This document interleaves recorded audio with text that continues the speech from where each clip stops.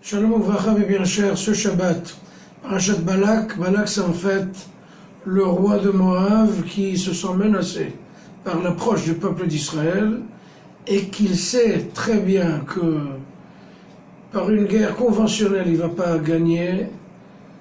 Tous les rois avant lui étaient des superpuissances qui ont essuyé des échecs terribles. Donc il va essayer d'une façon non conventionnelle.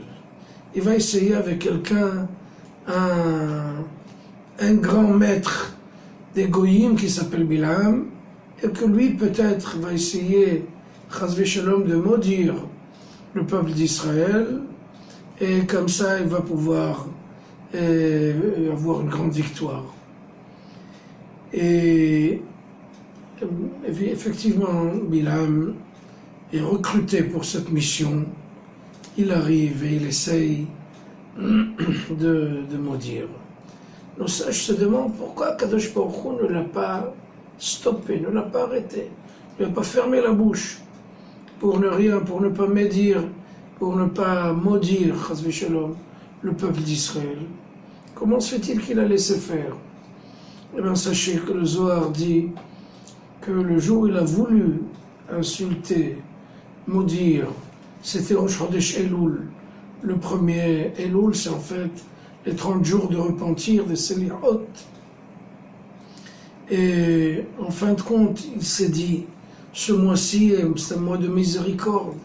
C'est un mois où Akadosh Baruch Hu, il va expier tous leurs malfaits, leurs méfaits. Donc, je vais le laisser tranquille. Rosh Hashanah, le jour de la rigueur, le jour de cette loi dure, je vais essayer de les insulter. Rosh Hashanah, il a essayé, il n'a pas réussi. Pendant 5 jours après, il a essayé, il n'a pas réussi.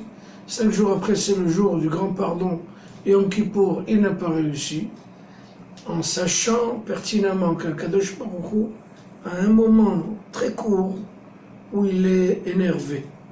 Donc si on attrape ce moment, il risque de nous maudire, chas v'shalom. Mais pendant ces 10 jours-là, Kadosh Baruch Hu a tout fait, bien entendu, n'a pas été en colère pendant ces jours-là. Et depuis, on a réussi à garder ces 10 jours à Seret Yemet Teshuvah. Depuis, Kadosh Baruch Hu les a gardés comme des jours de bonté, des jours de miséricorde, des jours de bonheur, jusqu'à présent. Donc on a pensé qu'en fait, Bilam voulait nous faire du mal, mais après un long compte, en fin de compte, on fait attention que, Baruch Hashem, on remarque que tout était pour le bien. C'est pas tout qui était bien, mais tout est pour le bien. C'est très important à savoir. On a toujours l'impression que Kadosh Baruch Hu va nous claquer, va nous gifler. Mais en fin de compte, après avoir vu tous les angles du problème, on se rend compte que Kadosh Baruch Hu, c'est véritablement la grande bonté et la grande miséricorde. Shabbat Shalom.